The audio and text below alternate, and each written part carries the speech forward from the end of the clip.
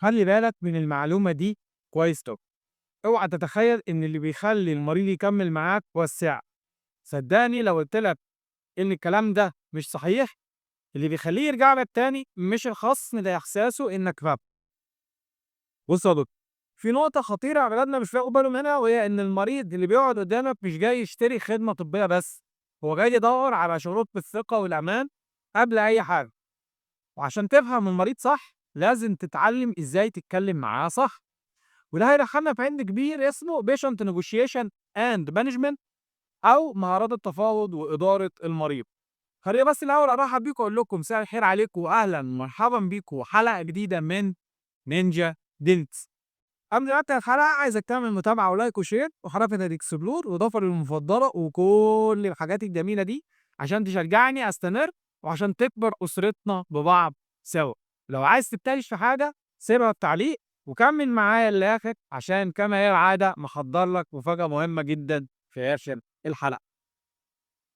الموضوع النهارده هو إزاي تفاوض مريضك وتدير الحوار بشكل احترافي يخليه يثق فيك من أول دقيقة. خلّيني أقول لك إن العلاقة بين الدكتور والمريض مش مجرد عرض وطلب، دي علاقة مبنية على communication psychology وconsumer behavior. الدراسات بتقول إن أول 3 دقايق الحوار هي اللي بتحدد 70% من قرار المريض يكمّل معاك والّا يمشي.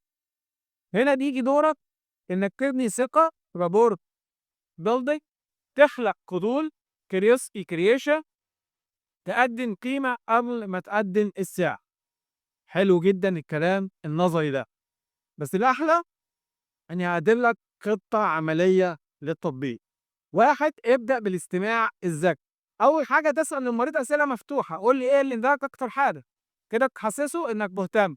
2. اعمل إعادة صياغة، كرر مشكلته بصيغة مختلفة عشان يحس إنك فاهمه. يقول لك مثلًا أنا بقى لي 3 أيام ما بانامش يا دكتور، فأنت ترد تقول إيه؟ يعني الألم بيزيد بالليل وده بيخليك مش بتعرف تنام، صح؟ 3. ادخل في مساحة الحلول مش الأسعار، بدل ما تجاوب بكلمة الحشو كذا، قُل عندنا أكتر من حل يفرق حسب حالتك، وكلّهم هدفهم إنك تدفع أقل ما يمكن وتاخد أحسن نتيجة. 4. اظهر نقاط قوة العيادة، التعقيم، جودة المواد، الضمان، خبرتك، كل دي حاجات لازم تتقال بنُص الحوار ومش في آخره. 5.